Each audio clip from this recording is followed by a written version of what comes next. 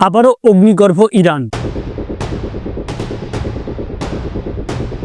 মার্কিনি হানার আশঙ্কা, সকলকে সতর্ক থাকতে নির্দেশ দিয়ে পাল্টা হুঁশিয়ারি খামেনির প্রশাসন। বিগত বেশ কয়েকদিন ধরেই আমরা দেখছি আবারও উত্তপ্ত হয়েছে ইরান। এবারে ইরানের সাধারণ জনতা নেমেছে মাঠে। একাধিক বিষয় নিয়ে মূল্য বৃদ্ধি থেকে শুরু করে বর্তমান পরিস্থিতি নিয়ে সরকারের বিরুদ্ধে আন্দোলনে নেমেছে সাধারণ জনতা। ঠিক আমরা যেমন দেখেছিলাম শ্রীলঙ্কা এবং বাংলাদেশে, একইভাবে ইরানে সরকার বিরোধী আন্দোলন ক্রমশ তীব্র হচ্ছে।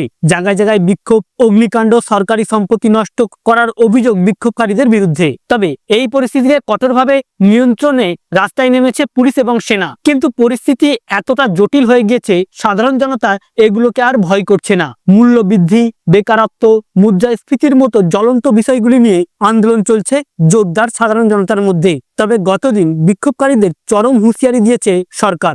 বিক্ষোভকারীদের আল্লাহ শত্রু এবং বা ঈশ্বরের শত্রু বলে মন্তব্য করেছেন ইরান সরকার। পশ্চিম এশিয়ার এই দেশে ঈশ্বর বিরোধী অবস্থানের অর্থ একটাই, মৃত্যুদণ্ড। এটাই জানানো হয়েছে খামেনি সরকারের তরফ থেকে। শুধু তাই না, আন্দোলনকারীদের বিরুদ্ধে একাধিক পদক্ষেপ নেওয়ার হুঁশিয়ারি দিয়েছে খামেনি সরকার। গোটা দেশ জুড়ে যখন এই পরিস্থিতি দাঁড়িয়েছে, ঠিক এই সুযোগ কাজে লাগাতে চাইছে ডোনাল্ড ট্রাম্প। ইরানি মার্কিন হামলার আশঙ্কা দেখা দিয়েছে ইতিমধ্যেই। বিক্ষোভকারীদের পাশে দাঁড়িয়ে ট্রাম্প বলছেন সব রকম সাহায্যের জন্য প্রস্তুত। তারপরেই শুরু হয়েছে জল্পনা। তবে কি আকাশপথে তেহরানে ফের হামলার ছক করছে আমেরিকা? প্রশ্ন ঘুরপাক খাচ্ছে আন্তর্জাতিক মহলে। ইসরায়েলি পরিস্থিতির কথা মাথায় রেখে সব রকম প্রস্তুতি সেরে রাখছে। এদিকে আমেরিকাকে পাল্টা হুঁশিয়ারি দিয়েও রেখেছে ইরান। যদিও আজ পার্লামেন্টের স্পিকার মোহাম্মদ বাকের কালিবাফ জানিয়েছেন, যদি আমেরিকা হামলা চালায় তাহলে ফল ভুগতে হবে। এদিন ইরানের পার্লামেন্টে অধিবেশন ছিল, তাতে সকলকে মার্কিনি হানা নিয়ে সতর্ক থাকতে বলা হয়েছে।